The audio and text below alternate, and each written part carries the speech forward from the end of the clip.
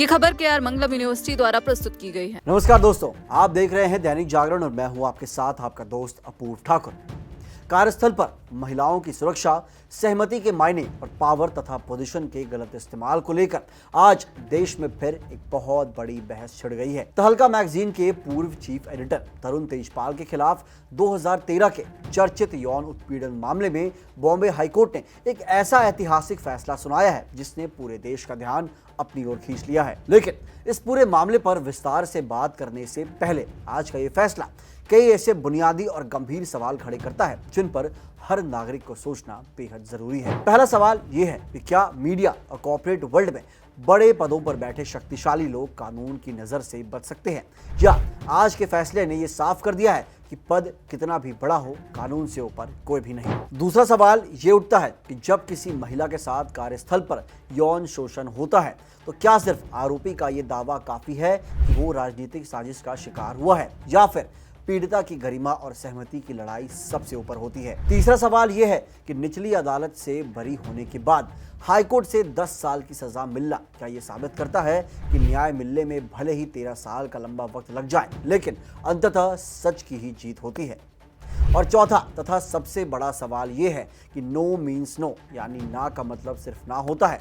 क्या आज के इस ऐतिहासिक फैसले के बाद देश के हर दफ्तर और संस्थान में यह संदेश पूरी कठोरता के साथ लागू हो पाएगा? इन तमाम सवालों के जवाब तलाशने के लिए आइए आपको इस पूरे फैसले और मामले की गहराई में लेकर चलते हैं। बॉम्बे हाईकोर्ट की गोवा पीठ ने मई 2021 में आए निचली अदालत यानी मापुसा सेशंस कोर्ट के उस फैसले को पूरी तरह खारिज और रद्द कर दिया जिसमें तरुण तेजपाल को सभी आरोपों से बरी कर दिया गया था। हाईकोर्ट के जस्टिस नीला गोखले और जस्टिस अमित जमसांडकर की पीठ ने तरुण तेजपाल को अपने ही जूनियर सहकर्मी यानी महिला पत्रकार का यौन उत्पीड़न और बलात्कार करने का दोषी पाया है।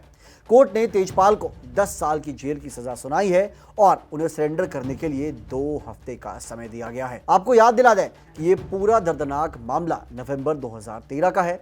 गोवा में एक बेहद नामी 5 सितारा होटल में तहलका मैगजीन द्वारा थिंक फेस्ट कार्यक्रम आयोजित किया गया था। आरोप लगा है कि इसी कार्यक्रम के दौरान होटल की एक लिफ्ट के भीतर तरुण तेजपाल ने अपनी अधीनस्थ महिला पत्रकार को जबरदस्ती रोका, उसकी लज्जा भंग की और उसका यौन उत्पीड़न किया। पीड़िता के सामने आने और पुलिस में शिकायत दर्ज कराने के बाद गोवा पुलिस ने तेजपाल के खिलाफ मामला दर्ज करके उन्हें गिरफ्तार कर लिया गया था। लंबी सुनवाई के बाद मई 2021 में सेशंस कोर्ट ने जब तेजपाल को बरी किया तब पीड़िता के आचरण और गवाही पर सवाल उठ खड़े हुए।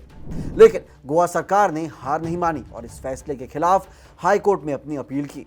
हाईकोर्ट ने अब तरुण तेजपाल को भारतीय दंड संहिता यानी IPC की 3 बहुत गंभीर धाराओं के तहत दोषी पाया है।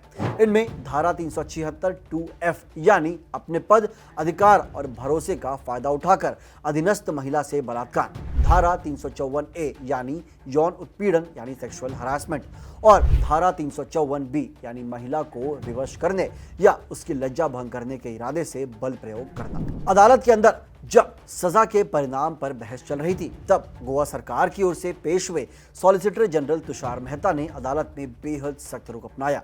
उन्होंने कहा कि समाज में एक बड़ा और साफ संदेश जाना बेहद जरूरी है कि नो का मतलब सिर्फ नो होता है, चाहे आरोपी समाज में कितना भी प्रभावशाली क्यों ना हो जाए। वहीं तेजपाल के वकील आबाद पोंडा ने कानून के तहत न्यूनतम सजा दिए जाने की गुहार लगाई है। सुनवाई के दौरान जब कोर्ट ने खुद आरोपी तरुण तेजपाल को अपनी बात रखने का मौका दिया तो उन्होंने खुद को बेकसूर बताते हुए अदालत से सहानुभूति और नरमी की अपील की। तेजपाल ने कोर्ट में खुद को पीड़ित के रूप में पेश करते हुए ये दावा किया कि वे एक बड़ी राजनीतिक साजिश के शिकार हुए हैं। उन्होंने कहा कि वो 2 बेटियों के पिता हैं और इस केस की वजह से उनकी सामाजिक, व्यवहारिक और पारिवारिक स्थिति पूरी तरीके से बर्बाद हो चुकी है। हालांकि हाईकोर्ट ने अपराध की गंभीरता और पद के दुरुपयोग को देखते हुए उनके इस तर्क को खारिज कर दिया और कानून के मुताबिक न्यूनतम 10 साल की सजा पर मुहर लगा दी। साल 2013 से लेकर अब तक यानी लगभग 13 साल तक चले इस लंबे और थका देने वाले कानूनी संघर्ष के बाद आया ये फैसला देश के महिलाओं के अधिकारों और कार्यस्थल पर उनकी सुरक्षा के लिए एक मील का पत्थर माना जा रहा है। कोर्ट ने तेजपाल को सरेंडर करने के लिए 14 दिनों यानी 2 हफ्तों की मोहलत दी है। अब देखना यह होगा कि क्या तरुण तेजपाल इस फैसले के खिलाफ सुप्रीम कोर्ट का दरवाजा खटखटाते हैं या उन्हें जेल की सलाखों के पीछे जाना ही पड़ेगा। इसको अपील करेंगे सुप्रीम कोर्ट में, ठीक है ना। हम लोग बिल्कुल नाखुश हैं इस जजमेंट से। हमें लगता है कि बेंच ने हमारा जो मटीरियल था, एविडेंस था, उसको अप्रिशिएट नहीं किया है, तो हम लोग उसको अपील कर देंगे और आपको बता के देंगे कि क्या होगा। तो सरेंडर करोगे आप? सरेंडर करोगे आप? नहीं, उससे पहले अगर अपील होगा तो अपील होगा, वो तो टाइम बताएगा ना। आपको एडवांस में कैसे हम बता दें? 13 साल से केस चल रहे थे, कैसे देखते हैं कि ये मैंने जज को बोला, आप लोग जो कोर्ट में थे आपने सुना होगा, मैंने बोला मैं एक पॉलिटिकल विक्टिम हूँ, मेरे को तहलका की जो पत्रकारिता है उसके चलते हुए मेरे को पीछे 13 साल से सरकार पड़ी है, और मैं अकेला नहीं हूँ इसमें। बहुत सारे लोग हैं जो सरकार की नीतियों से या मानते नहीं या वाकिफ नहीं है ज़्यादा, उन लोगों की भी सरकार पड़ जाती है। इस टाइप की सरकार है, हमारी सरकार है, आपकी भी है, मेरी भी है। क्या करें? देश और दुनिया की तमाम बड़ी खबरों और विस्तृत कानूनी विश्लेषण के लिए देखते रहिए दैनिक जागरण। मिलते हैं अगले वीडियो में।